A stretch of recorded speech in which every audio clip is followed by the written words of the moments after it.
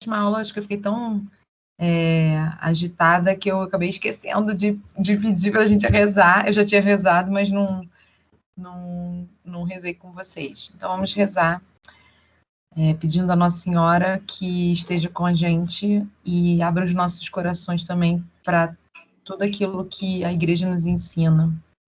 Ave Maria, cheia de graça, o Senhor é convosco. Bendita sois vós entre as mulheres, bendito é o fruto do vosso ventre, Jesus. Santa Maria, Mãe de Deus, rogai por nós, pecadores, agora e na hora de nossa morte. Amém. A gente vai, como eu disse, né, continuar a aula 1 sobre o homem, com algumas noções fundamentais.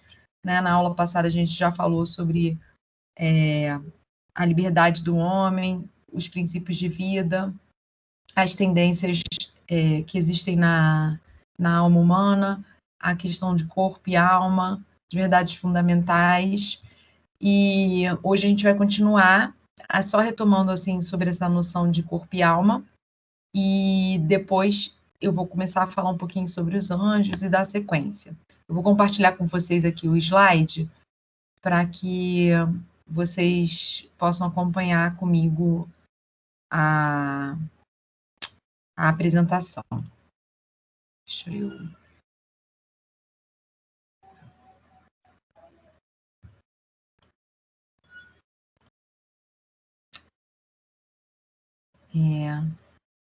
Tá aparecendo para vocês. Deixa só eu tá aqui.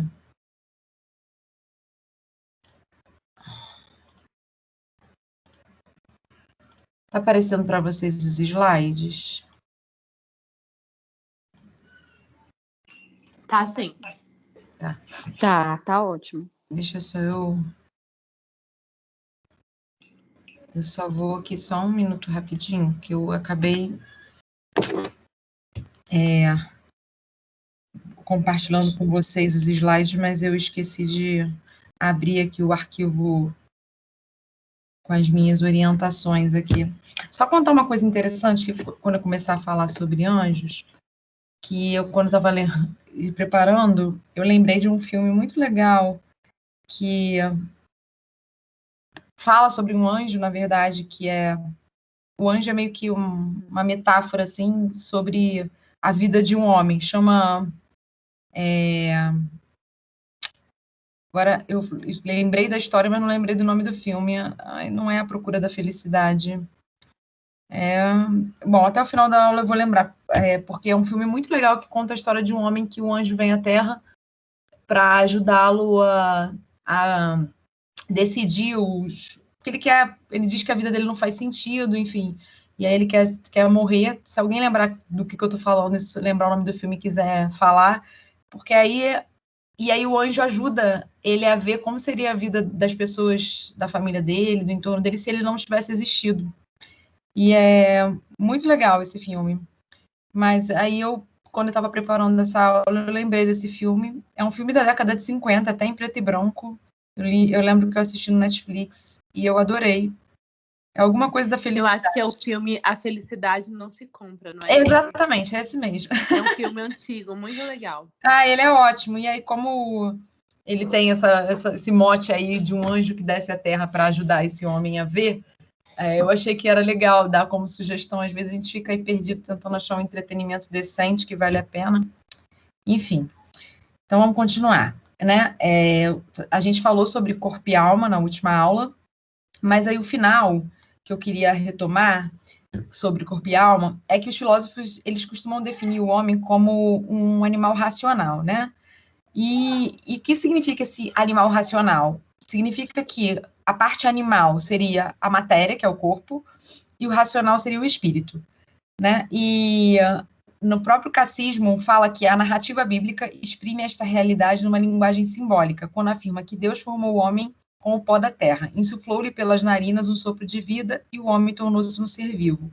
O homem, no seu ser total, foi, portanto, querido por Deus. A unidade da alma e do corpo é tão profunda que se deve considerar a alma como a forma do corpo, quer dizer, é graças à alma espiritual que o corpo, constituído de matéria, é um corpo humano e vivo. No homem, o espírito e a matéria não são duas naturezas unidas, mas a união que forma uma única natureza. Então, é interessante a gente saber que, embora a alma seja mais sublime que o corpo, ambos são importantes. A gente não pode desprezar nenhum dos dois, porque existe uma substância unidade, né? Uma unidade substancial entre alma e corpo.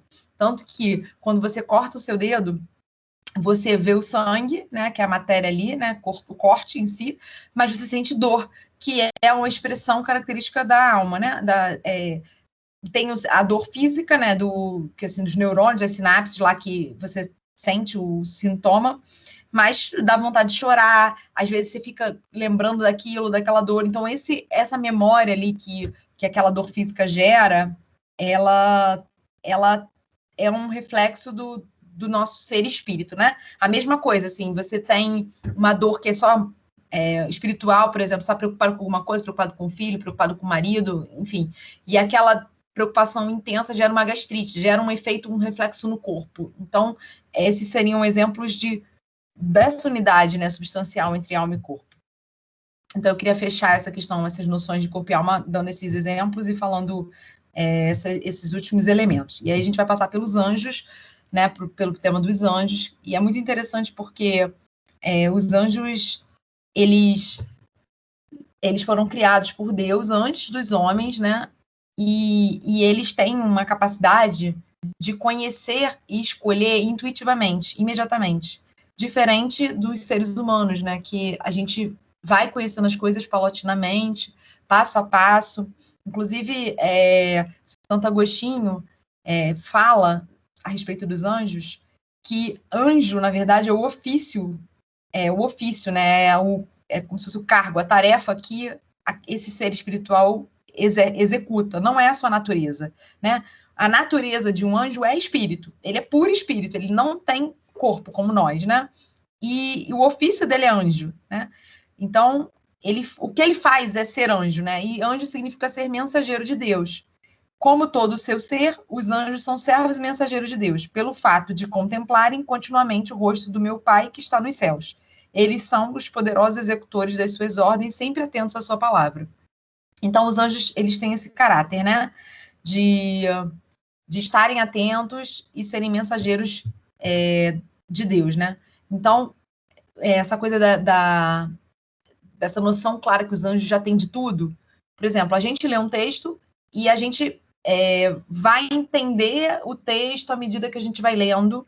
Já os anjos, não. Eles entendem tudo o que são capazes de entender da primeira vez que lê, assim, e todo o entendimento, a noção clara de tudo, a amplitude.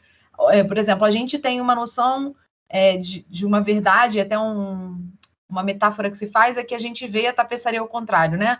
A tapeçaria de Deus. O anjo já viu tudo, já viu a frente, atrás, enfim. A gente muda de escolha, às vezes a gente gosta mais de amarelo, depois a gente gosta mais de azul. As nossas opiniões mudam, mas os anjos não. As escolhas dele, uma vez feitas, são irretratáveis, né? São irrevogáveis. Eles, enquanto criaturas puramente espirituais, eles são dotados de inteligência e de vontade, né? São criaturas pessoais, né? Cada anjo é um anjo, são pessoais nesse sentido, né? E são imortais. E eles excedem em perfeição todas as criaturas visíveis, né? E a vontade angélica é imediata, por causa dessa intuição que eles têm na inteligência, que eles conseguem ver tudo claramente. Já a vontade do ser humano é aquela vontade que pondera, que às vezes não conhece tudo, às vezes tem uma escolha com um desconhecido ainda, diferente do anjo, né? E os anjos, eles foram colocados à prova quando foram criados, né? Porque todos os seres criados por Deus, eles têm a liberdade. A gente falou sobre isso na aula passada. E os anjos também têm liberdade. Eles não são marionetes na mão de Deus. Então, não se sabe exatamente a que tipo de prova eles foram colocados, mas eles foram colocados a uma prova. E eles puderam usar o seu livre-arbítrio para optar por Deus. Então, essa é uma noção que a gente sabe que para alcançar o céu é necessário amar a Deus. E é pelos seus atos de amor que o espírito, seja ele alma ou anjo, se habilita para o céu. E o amor só é provado pela sua livre submissão à vontade de Deus. Então, é um ato de lealdade, né? Um amor Ele é provado, a gente consegue dizer para Deus que a gente ama a Deus se a gente livremente faz uma escolha por Deus. É a mesma coisa com os anjos, né? Então, há teólogos que defendem que, na verdade, os anjos foram apresentados à realidade de que os homens seriam criados e que teriam uma encarnação de um homem Deus, né, que seria Jesus, né, que seria Deus mandaria o seu filho à terra. Então, toda essa realidade, alguns anjos acharam um absurdo terem que se prostrar a Deus em forma de homem, digamos assim, porque, em tese, o homem seria uma natureza inferior à dos anjos, porque não são puro espírito, são matéria também. E aí, alguns anjos, liderados por aquele que a Bíblia indica como Satanás, teriam dito que não serviriam a Deus dessa forma, e causando uma revolta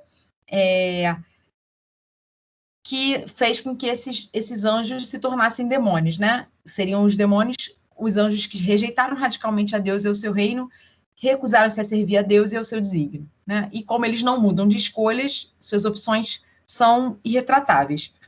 Sendo que essa noção de que eles não gostariam de se submeter a Deus enquanto homem seria pela questão de que, enquanto homem, Deus se humilharia, Deus nasceria numa manjedoura, Deus seria crucificado como um ladrão, tudo isso, né? Seria como se fosse diminuído. Mas isso é uma teoria, não se sabe exatamente que tipo de prova os anjos foram colocados, né? Foram postos. E aí Satanás foi quem liderou essa revolta, e o anjo conhecido como São Miguel, que até está na época da quaresma de São Miguel, ele liderou a defesa de Deus, né? Tanto que nas imagens de São Miguel sempre se fala de uma frase, quem como Deus, né? Que ele elevou a Deus e disse que Deus estava acima de tudo e que defenderia Deus até o fim, né? E se fala também que a palavra diabo, né? E o catecismo fala isso, né? Segundo o ensinamento da igreja, ele foi o primeiro um anjo bom criado por Deus. E o diabo seria aquele que divide, né? De fato, o diabo e outros demônios foram criados por Deus naturalmente bons, mas eles por si é que se fizeram maus, né? E a mesma coisa acontece com o homem, né? O homem foi criado bom e para ser livre, e ele fez uma opção de desobediência, né? Lá os nossos primeiros pais, que ouviram a voz sedutora, né, oposta a Deus. E aí, por inveja, eles acabaram caindo na morte. A gente vai falar sobre morte ainda hoje, né? Por essa tentação que eles sofreram aí, né? Que esses anjos que estavam em queda, né? Que fizeram uma livre opção e recusaram a Deus, eles se aproveitaram dessa situação também para tentar o homem, né? E aí gerar o pecado original do homem, né?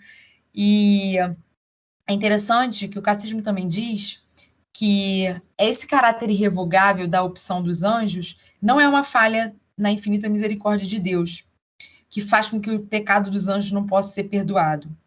O que acontece é que não há arrependimento para depois da queda, do mesma forma que não há arrependimento para os homens depois da morte. Porque como os anjos, eles fazem uma escolha, porque eles já têm uma noção de tudo, não se há um arrependimento, porque a escolha deles é definitiva, como é o estado da alma de um homem após a morte. Então, não há um depois para os anjos. Por isso que eles não podem ser submetidos à misericórdia de Deus, por exemplo, que o homem é capaz de ser submetido se aqui em vida ele ainda se arrepende de seus pecados. A gente vai falar disso mais à frente, né? Por fim, a Escritura também atesta, né, que essa influência negativa dos demônios, na passagem que Jesus chama o diabo de assassino desde o princípio, né? E ele também, o diabo, na verdade, aparece na figura como se fosse um demônio só, mas se sabe que foi uma legião de demônios que se afastou de Deus. Ele tenta também Jesus no deserto, né? E aí ele vai lá tentando atrapalhar a missão de Jesus, como é narrado lá na época que Jesus está, naquele período que ele vai passar os 40 dias no deserto rezando e se purificando, né? Antes de iniciar a sua vida pública. E o diabo, ele veio para destruir o homem, E ele fez essa sedução mentirosa para o homem, né? Que induziu o homem a desobedecer a Deus.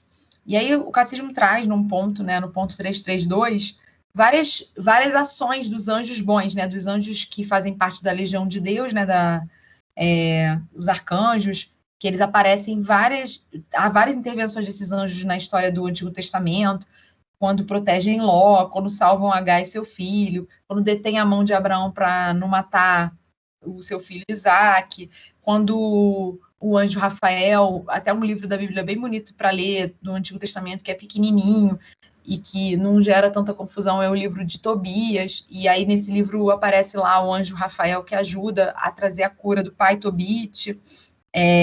O anjo Gabriel, por fim, é o que anuncia a Nossa Senhora, né, que ela vai ser a mãe de Jesus.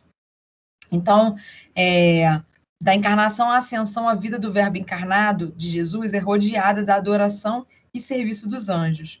Então, quando Deus introduziu no mundo Jesus, ele disse: adoro-me todos os anjos de Deus. Né?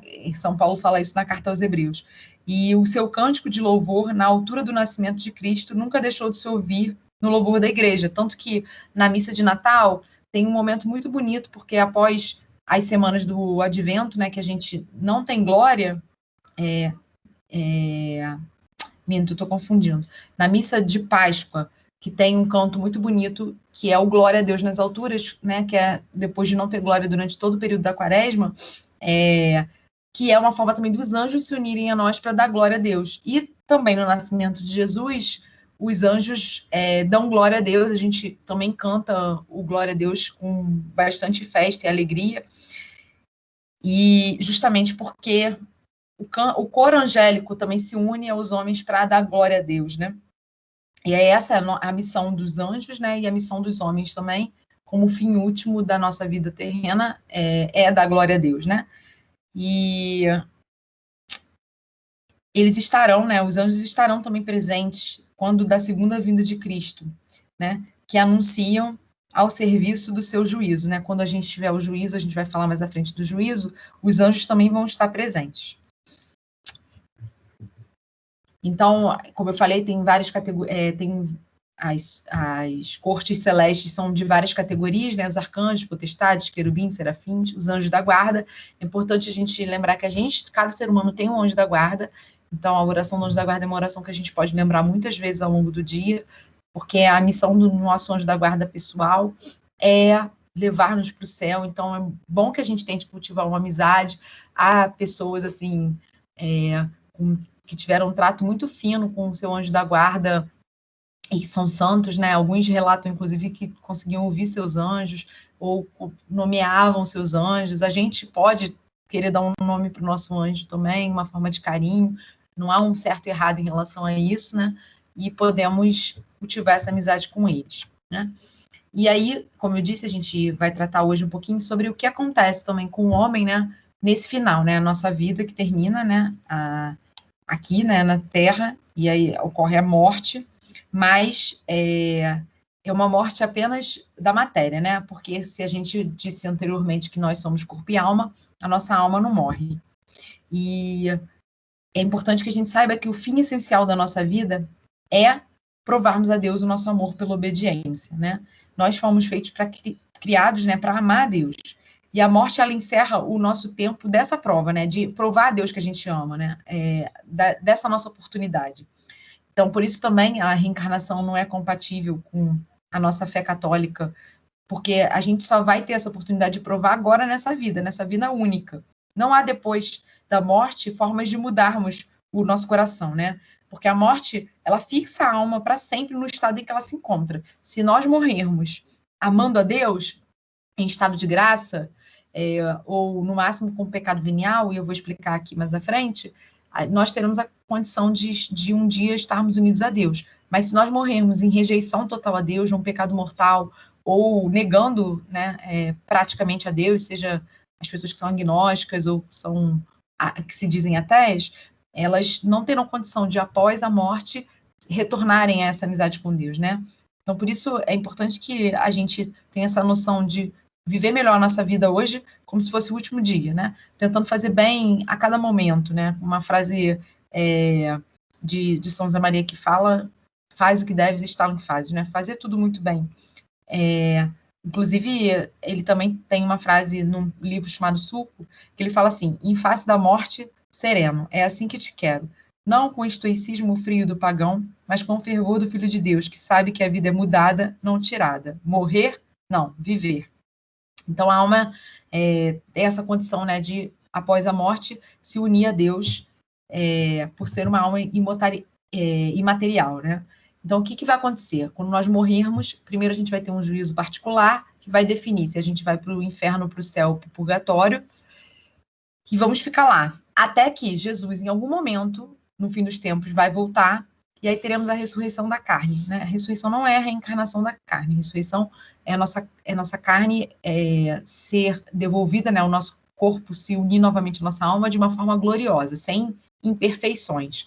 E aí haverá um juízo final que vai definir, vai ser a definitiva, né, do céu e inferno. Por que teria um segundo juízo? Porque as pessoas que estão no purgatório ainda, naquele momento, elas iriam para o céu, né, do juízo final. E a morte, né, ela é essa noção, né, de que todo mundo vai morrer, então não é para a gente se apavorar, mas é para se preparar. Por isso que eu falei dessa frase de São José Maria, que diz que a gente tem que ver a morte também com serenidade, né, e saber que a morte é o início da vida, porque se a gente sabe que nessa vida aqui terrena a gente tem um tempo finito, né, é palpável para a gente que a vida é curta e se extingue, a vida no céu ou no inferno, ela é eterna, né? E é um tempo que a gente não consegue mensurar, porque não é o nosso tempo que a gente tem na vida terrena, né?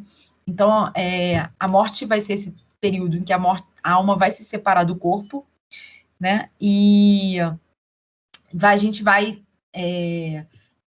ter esse desfazimento da alma, do corpo, né? Porque é matéria, mas a alma vai continuar existindo, né? E é importante a gente saber que, por sermos imagem e semelhança de Deus, então a nossa alma imaterial, né, esse espírito que a gente tem e que nos dá vida, é também imagem e semelhança do espírito infinitamente perfeito de Deus, né? Então, por isso, assim, quando a gente estiver no nosso juízo particular, a gente vai também mostrar por inteiro ali para Deus, e a gente vai ter noção por inteira de como foi a nossa vida, né? A gente já vai saber de antemão se a gente está em estado de graça ou em pecado e qual vai ser o nosso destino, né? A gente vai conseguir ver com os olhos de Deus, né? E aí tem até uma frase de Caminho, que é um outro livro do São José Maria Escrivá, que ele fala assim: será que não brilha na tua alma o desejo de que teu Pai Deus fique contente quando tiver que julgar-te? Então, assim, a gente pode ter uma visão desse juízo particular como um Alto da Compadecida da vida, né? Que é uma imagem ali de Deus, o diabo, a Nossa Senhora, o nosso anjo da guarda ali presente nesse momento desse julgamento.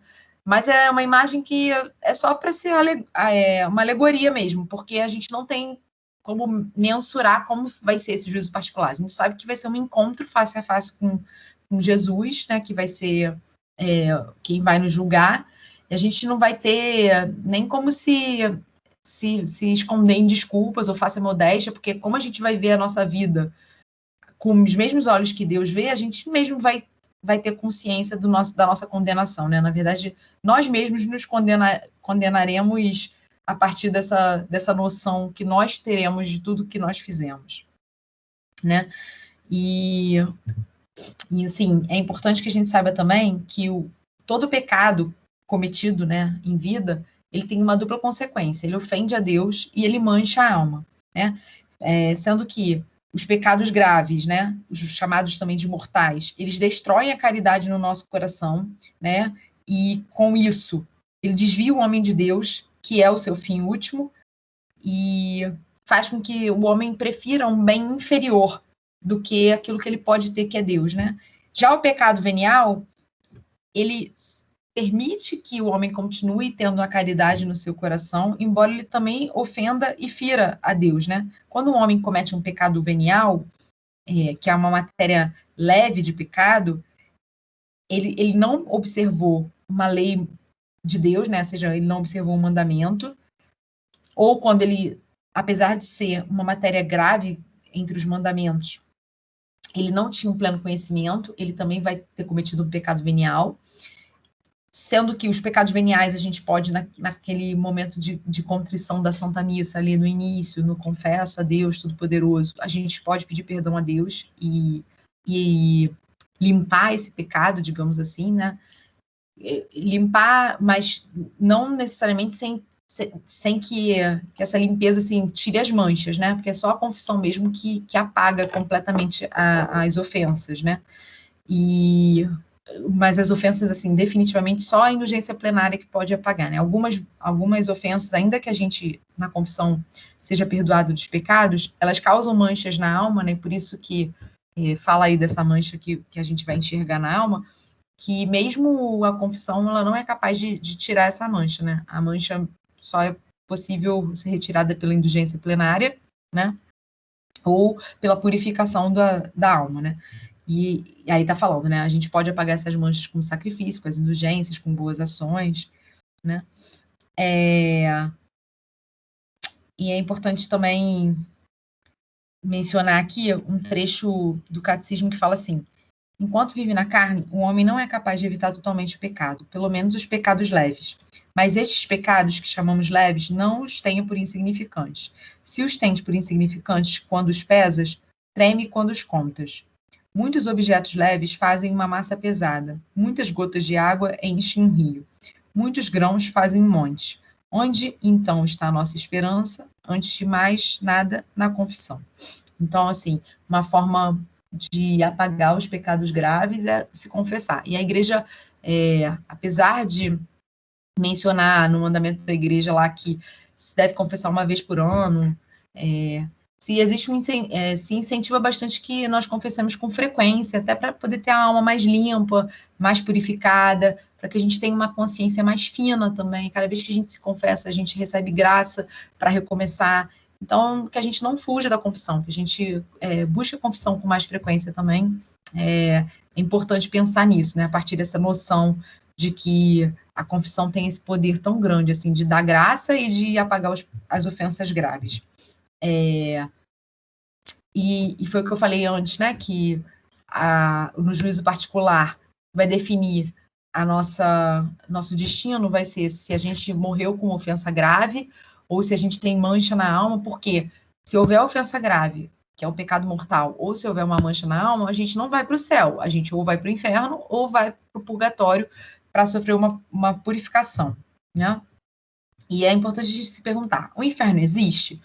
Porque há filósofos modernos, né, que negaram a existência do inferno, negaram a existência de Deus e do inferno. E há, inclusive, acho que, se não me engano, é Sartre que diz que o inferno já é aqui, né? Ele tenta desconstruir a noção de que existe Deus, né, e de que existe a transcendência. Ele rebaixa o homem a uma condição material muito ruim, assim, porque não consegue ver a elevação do ser humano, que é espírito e corpo, e vê já essa vida que a gente vive como um inferno, né? Uma forma até triste de ver a vida, porque apesar do sofrimento que a gente tem nessa vida aqui, todo esse sofrimento pode ser visto com olhos da fé e com olhos de Deus e já encontrar felicidade aqui nessa vida, né? Apesar das dificuldades e do sofrimento inerentes mesmo da matéria e das consequências do pecado original, da queda dos primeiros pais, de Adão e Eva, né? Então, o que é o inferno, né? O inferno é quando há ofensa grave e mancha, né, na alma. E é importante que a gente saiba que se há ofensa, há mancha. E existem duas noções que os teólogos costumam dizer, que no inferno, os homens, primeiramente os espíritos, né, e depois, quando for unido ao corpo também, depois do juízo universal, eles vão sofrer uma pena de dano e uma pena de sentido, né? A pena de dano, ela é uma separação absoluta de Deus, que ela vai ser igual para todo mundo. Todo mundo que estiver no inferno, ela vai sofrer essa dor. Essas pessoas vão sofrer essa dor, que é estarem a dor de ter perdido a Deus, de estarem separadas completamente de Deus para todo sempre, né? Essa angústia de saber que já foi, já era, não tem mais, acabou, e é isso, e vai ser eternamente isso, e vai se arrepender, e vai ficar ali sofrendo. Eu não sei se vocês assistiram A Paixão de Cristo, Mel Gibson, mas uma cena que me impressiona muito é aquele desespero de Judas, depois que ele se arrepende de ter entregue Jesus, mas ele não tem humildade suficiente, porque ele se deixa dominar pelo orgulho, pela cegueira do desespero, né? E não consegue olhar para a misericórdia de Deus, e fica ali naquele sofrimento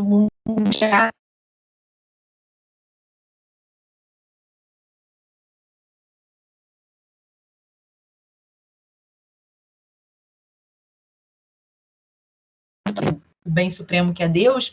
Essa cena, para mim, ela me remete a essa noção dessa pena de dano, né? Mas os teólogos dizem também que a pena de sentido, que seria a dor que não é uma dor física, mas seria, comparando a uma dor física, que o homem vai sentir, se estiver no inferno, né, de acordo com as ofensas e as manchas com que ele morreu, né? Então, o inferno não é igual para todos.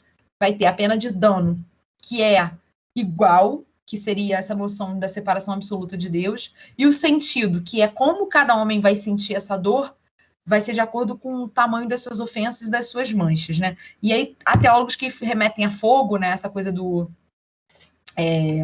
fogo, e aí tem até aquela parábola lá do Lázaro e do homem rico, que o homem rico fala para pai Abraão, peça para Lázaro molhar aqui a ponta da minha língua, porque faz muito calor aqui e tal. Então se faz uma remissão de que o inferno seria fogo, mas só que como o nosso corpo não vai estar unido, né? O inferno aqui é só para o espírito, não existe essa noção de dor física, né? De fogo, né? Os teólogos falam que o fogo seria uma boa alegoria para definir o inferno, porque é uma coisa que queima, que arde, uma dor insuportável, mas não há dor física para o espírito, né? Então, isso é só mesmo para a gente tentar, sei lá, mensurar uma centelha dessa dor, mas a gente não vai conseguir ter uma noção real dessa dor. Mas é importante que a gente saiba isso, né? Que Deus quer que todos os seres humanos se salvem. E Ele vai dando, ao longo da nossa vida, meios para isso, né? Mas também dá a todos liberdade para se condenar. Então, assim, é um grande mistério, porque algumas almas se condenam, já que, nesse caso, a liberdade humana se sobrepõe ao querer de Deus. A gente, um dia no céu, teremos uma visão de por que as coisas a gente vai ter uma visão como a de Deus, então a gente vai ter uma noção de por que as coisas se deram assim, mas hoje, na nossa visão limitada, é um grande mistério, por que algumas almas se condenam, mas é importante que a gente tenha essa consciência, esse olhar de fé, de que a própria alma se condena, né? Não é Deus que condena a alma a se separar dele, né? A alma faz escolhas, né? No caso aqui em vida, a alma e o corpo, né? Que não se separam, é uma unidade. O ser humano, né? Faz escolhas ruins de vida e se condena. E depois, se essa alma ela não tem ofensa grave e ela não tem mancha, ela estava prontinha, né? Para ir para o céu, ela foi para o céu, né? É o que a gente acredita que acontece com os santos. A gente acredita que eles já estão no céu porque morreram sem ofensa grave e sem mancha, e por isso são modelos perfeitos para a gente de busca desse céu, né? E são aquelas pessoas que morreram em graça plena. E o que isso significa? Que essas pessoas, elas vão ter uma visão imediata de Deus, elas não vão passar por mais nenhum sofrimento, elas vão estar com Deus ali no céu. E o que é o céu? Maior alegria, o bem mais infinito que o homem poderia desejar para sempre. E a satisfação que o homem vai ter quando ele estiver no céu vai ser de acordo com o tamanho do coração dele que se dilatou aqui na Terra. Então, por isso que a gente deve tentar fazer o melhor que a gente pode aqui para aumentar o nosso amor em quantidade e em qualidade, amar melhor as pessoas, amar mais a Deus, tentar fazer muitos atos de caridade, né, em quantidade, né, em qualidade, tendo em vista que o céu não vai ser igual para todos. O céu vai ser tanto maior, teremos satisfação no céu, tanto maior tivermos vivido esse amor aqui na Terra, né? E o que vai acontecer no céu? Deus vai tomar posse da alma e a alma vai possuir a Deus. superando o amor humano mais perfeito. Então, assim, qual é a essência da glória eterna? É a felicidade sem fim. É aquela felicidade que não dá para comparar nem com 1000 brigadeiros, nem com 1000 viagens para Paris, nem com 1000 príncipes encantados, tipo Mr. Darcy de Orgulho e Preconceito. Não dá para comparar, assim, é muito, muito além do que podemos mensurar, né? E até São José Maria também, num ponto de caminho, ele fala assim, o céu, nem olho algum viu, nem ouvido algum ouviu, nem jamais passou pela cabeça do homem o que Deus preparou para os que o amam. Que é uma frase que tem na Bíblia, né? E aí ele continua. Não te incitam à luta estas revelações do apóstolo? Então, assim, não faz a gente querer muito ser uma pessoa melhor, muito conhecer a Deus e amar a Deus, como vocês estão aqui buscando nesse curso de doutrina, e de conhecer um pouco mais a fé e de poder entender melhor, para amar mais a Deus e para querer desejar esse céu, né? Porque todo esse conhecimento, né, a fé, tem uma parte sensível disso, né, que Deus vai colocando luzes na nossa vida, mas muito disso passa pelo nosso querer, né, por a gente querer mesmo escolher a Deus. E é importante que a gente também tenha essa noção, que o céu não é sem graça. Ele é infinitamente maior do que qualquer alegria espiritual que experimentamos nesta vida, e como receber um elogio, como experimentar uma comida gostosa, ou como ter um sucesso profissional, ou então até algumas pessoas aqui podem já ter participado, por exemplo, de um movimento da renovação carismática, ter participado de um grupo de oração, e teriam o que algumas pessoas chamam de batismo no espírito, tem um repouso no espírito, enfim, momentos ali de uma espécie de transe espiritual, em que a pessoa se sente mais leve, mais serena, mais em paz, mas nada disso se compara com o que a gente vai ter no céu, né? E aí aqui até no slide repete a frase que eu li há pouco, que está em Coríntios, né, que nem olhos ouviram, nem ouvidos ouviram, nem jamais penetrou em coração humano que Deus tem preparado para aqueles que o amam.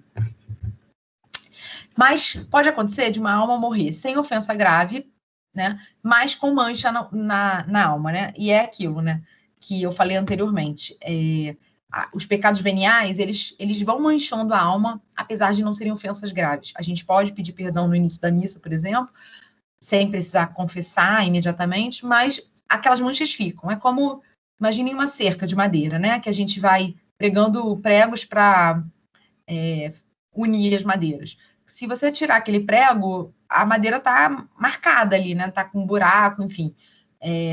As manchas que os pecados vão causando na nossa alma, ainda que eles não sejam graves, elas deixam essas marcas ali que precisa de uma purificação para ocorrer, né? No caso da madeira, ele vai ter que fazer um tratamento, colocar mais madeira, sei lá, cimentar, alguma coisa vai ter que fazer para tentar colocar a madeira lisinha de novo, né? Lixar. Então, é importante que a gente saiba que a alma foi feita para Deus, então é uma pena de sentido, como eu falei anteriormente, a pena lá da dor que o homem que morrer em pecado grave que vai para o inferno vai sentir ali e se remete ao fogo, vai ter uma pena de sentido também no purgatório, sabe? De perceber que, poxa, eu já podia estar com Deus e eu ainda não estou, porque eu não me purifiquei o suficientemente em vida, sabe? Eu ainda vou ter que ficar um tempo separado de Deus e vai ser uma dor também. Essa pena de sentido parecida com a do inferno, porque vai ser uma separação temporária de Deus, mas existe aqui uma certeza da libertação, né? O homem que está no purgatório, ele sabe que ele vai encontrar com Deus, então ele vai sofrer muito, e assim, os teólogos falam muito de uma dor intensa, não é uma coisa levinha, assim, tô só purificando aqui, mas eu vou para o céu e tá tudo certo. Não, vai ser uma dor intensa ali, uma dor que a gente não consegue mensurar de forma física, porque não tem matéria, mas uma dor muito forte, enquanto se estiver separado de Deus. Mas a alma vai para o céu, ela só não está preparada ainda. Então, uma vez limpa, a alma vai para o céu. Vai ter sofrimento, mas também vai ter essa alegria de saber que o céu está garantido, né? E é como, por exemplo, a gente às vezes tem que, sei lá, fazer uma depilação para ficar mais bonita, melhor com a gente. Então a gente sabe que sofre, mas sofre com alegria, porque depois a gente vai ficar, sei lá, fez uma sobrancelha e vai ficar bonita, ou fez umas luzes e aquela cabeleireira fez o favor de puxar com aquela touca horrorosa e fio a fio, uma dor insuportável, mas sabe que depois o cabelo vai ficar legal, enfim. São exemplos toscos só para a gente lembrar que, assim, vai ter um sofrimento com uma alegria, porque a gente sabe que o céu é nosso, mas Se a gente pudesse limpar e se purificar nessa vida sem precisar passar por isso, né, melhor para a gente. E é importante que a gente saiba também que a gente pode ajudar almas que estão no purgatório rezando por elas. Uma vez que a alma se separa do corpo após a morte, não há mais o que ela possa fazer por si própria. E até naquela parábola lá de Lázaro e do rico, se fala disso, né? Não há uma separação, não se pode ir lá avisar para os meus irmãos, que ele pede, né, para avisar para os irmãos que é muito ruim o inferno, eles têm os profetas, eles que os escutem, assim, não se pode passar de lá para cá, né, da vida pós-morte para cá, mas a gente que está aqui em vida, ainda a gente conta com a misericórdia de Deus, a gente pode pedir por essas almas para que as almas que estão no purgatório possam ser liberadas e terem sua pena abreviada. Então, uma ideia é, por exemplo, a indulgência plenária que a gente pode receber em algumas festas do ano, por exemplo, no 1º de janeiro, que é a festa de Nossa Senhora Mãe de Deus, é uma festa que a igreja dá indulgência plenária, se você cumprir as condições lá, que é rezar pelo Papa, estar em comunhão, em confissão, e aí você pode entregar aquela indulgência por uma alma do purgatório, ou pela alma mais necessitada do purgatório, ou nomear a pessoa que você quer pedir para que ela seja objeto da misericórdia divina. E é isso que eu falei, né? A gente pode ir direto para o céu, se a gente conseguir se purificar nessa vida. E quais serão formas de se purificar nessa vida? Que a gente saiba aceitar a vontade de Deus quando Ele nos envia dores físicas ou morais. Existe uma promessa também de Nossa Senhora que apareceu e deu a indicação do escapulário do Carmo para uma religiosa, e aí as pessoas que usam o escapulário teriam a garantia também da purificação se elas irem direto para o céu, se elas estiverem lutando pelo estado de graça nessa vida, praticando boas obras, recebendo indulgências nesses períodos do ano que a igreja indica que são festas que possibilitam indulgência. As indulgências também podem ser aplicadas a nós, a gente pode pedir que aquela indulgência se aplique a nós e todos os pecados até aquele momento sejam apagados, né? Para além da confissão. E aí, os pecados apagados por indulgência são como se fosse um reset mesmo. Então, as manchas também são totalmente purificadas. Mas virá o fim dos tempos, né? Um dia será esse fim, nós não sabemos como, nem quando. Não significa que esse tempo agora de pandemia é o fim dos tempos. Não se sabe. A gente pode viver como se já fosse o fim dos tempos? Pode. Melhor se a gente quiser viver sabendo que está acabando para viver melhor, né? A ideia é essa, não é para viver com medo, não é para viver apavorado, não é aquela coisa de... Eu me lembro que há muitos anos atrás teve uma minissérie sobre isso, né? O fim dos tempos, e até tinha uma música do Paulinho Moscolava, Meu Amor, o que você faria, se só te rechasse um dia. Enfim, independente das loucuras que ele fala na música, o importante é que a gente viva bem, como se fosse o último dia mesmo, né? Porque é isso, cada alma vai receber o seu corpo no fim dos tempos, né? Como ele deverá ser, né? A gente vai receber o corpo que será nosso aperfeiçoado, se a gente viveu junto com Cristo, né?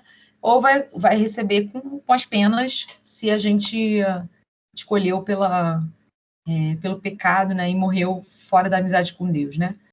Então, a gente vai ter um corpo que é real, não só espírito, como o de Cristo, que comeu com os apóstolos lá na ressurreição, né, pediu um pedaço de pão e de peixe.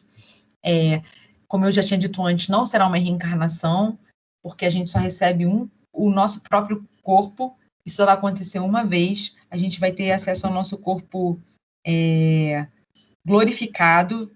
Então, vai ser um corpo sem imperfeição. Então, as pessoas que têm algum problema físico, por exemplo, não terão esse problema físico. Vai ter o corpo limpo, né? E renovado e resplandecente. É como uma veste nova, né? Então, para quem estava no céu ou no purgatório, vai ser um corpo glorioso. Ele vai reconhecer o seu corpo, vai ser íntegro, vai ser capaz de estar em todos os lugares, vai ter a mesma caridade de Cristo, esse corpo. E com esse corpo ressuscitado, a pessoa vai ter um novo juízo, né? Que vai ser chamado de juízo final, que vai ser para todos, E vai ser em público, diferente do particular, que foi a gente com Jesus, vai ser com todo mundo, com toda a humanidade, e que vai incluir as consequências que tiveram depois da morte dos nossos atos, né? Tudo que a gente fez teve como consequência também na vida de outras pessoas que ficaram, né, na Terra. E depois do juízo final, quem estava no inferno vai retornar, mas com seu corpo, e quem estava no céu, no purgatório, vai para o céu também com seu corpo, e ali ficarão para sempre, né?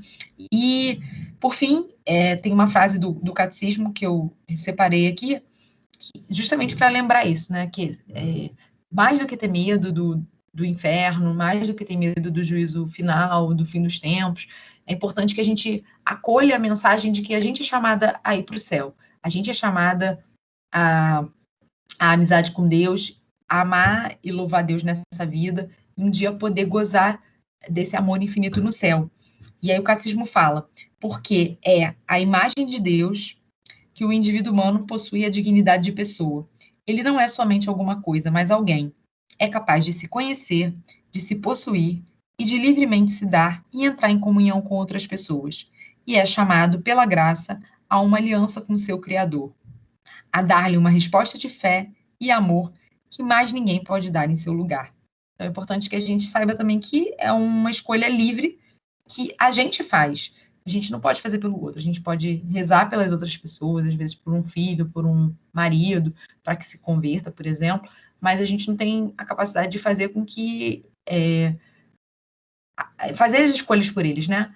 Fazer com que eles recebam as graças só por intermédio. Vão receber, sim, através da nossa oração, graças e até sinais, às vezes, de Deus para que se convertam, mas a escolha definitiva, assim, final, decisiva, vai ser da própria pessoa, né? Que, em liberdade, vai ter condição de escolher a Deus livremente. Vou voltar aqui. Eu acho que eu tenho que abrir minha câmera de novo. Tenho. Deixa eu parar de compartilhar. Voltei. Então é isso, meninas. Era o que eu queria compartilhar com vocês. Não sei se alguém tem alguma dúvida, se alguém quer perguntar alguma coisa. Se eu fui clara, eu percebi que eu falei importante que 1000 vezes. Prometo que eu vou me policiar, porque esses vícios que a gente tem de oralidade. Às vezes é o sotaque carioca, é o né, o tipo. Tem alguém aí? Ou eu estou sozinha?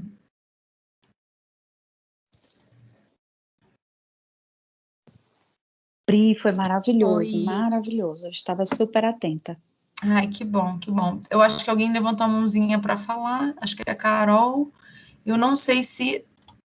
não tem nada no chat, que eu não olhei e eu fiquei com medo de ter alguma pergunta.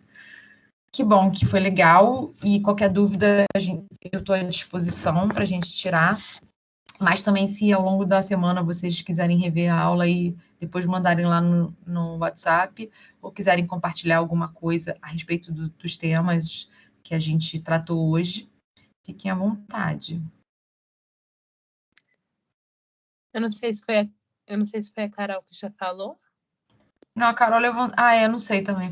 Carol, foi você que falou que foi bom ou você queria tirar uma dúvida? Não, eu levantei sem querer, porque eu não sabia digitar, mas agradeço a aula, adorei. Porque você perguntou se tinha alguém acompanhando, eu queria dizer que estou aqui acompanhando. Obrigada. Olha, se alguém puder abrir a câmera agora, só para a gente dar um tchauzinho, né, dar uma mensagem final, só porque às vezes a gente fica com a sensação, será que tem mais alguém aqui com a gente? Aê, obrigada, Carol. Eu sei que às vezes a gente, assim, eu vou ser sincera, eu já escutei várias coisas esse horário, de pijama, deitada na cama, né? A realidade é que agora, com um filho pequeno, eu não estou conseguindo ter, demora um tempão para eu conseguir, até eu conseguir me recolher, mas eu sei que acontece, né? E outra coisa que eu adoro fazer, às vezes, para não perder uma boa aula ou uma live, é lavar a louça junto. Então, eu sei que às vezes a gente não consegue estar